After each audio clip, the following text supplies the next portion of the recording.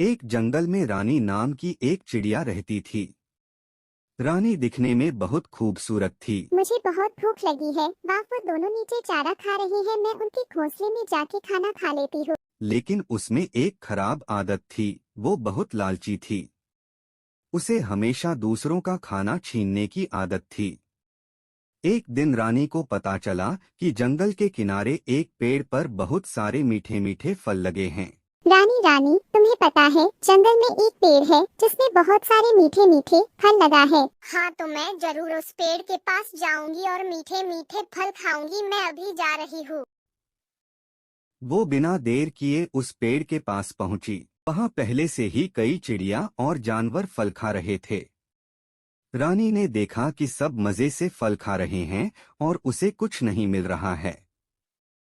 उसने चुपके से दूसरों के फल छीनने शुरू कर दिए। एक चिड़िया ने उसे ऐसा करते देख लिया और बोली, रानी, ऐसा करना गलत है। इतने सारे फल हैं, सबके लिए काफी हैं। ये लालच नहीं करनी चाहिए। लेकिन रानी ने उसकी बात को अनसुना कर दिया और भी ज्यादा फलों को छीनने लगी। जब किसी ने उसे रोका तो उसने सबको भगा दिया। अब पूरा पेड़ उसके कब्जे में था और वो बिना रुके सारे फल खाती जा रही थी। कुछ देर बाद रानी का पेट भर गया, लेकिन उसने लालच में और फल खाना शुरू कर दिया। अचानक उसके पेट में बहुत तेज दर्द होने लगा। वो उड़ने की कोशिश करने लगी, लेकिन ज्यादा खाने की वजह से उसका वजन बढ़ गया था और वो उड़ नहीं पा रही थी। इतने में एक शिकारी की नजर उस पेड़ पर पड़ी। उसने देखा कि एक मोटी चिड़िया पेड़ पर बैठी है जो उड़ नहीं पा रही।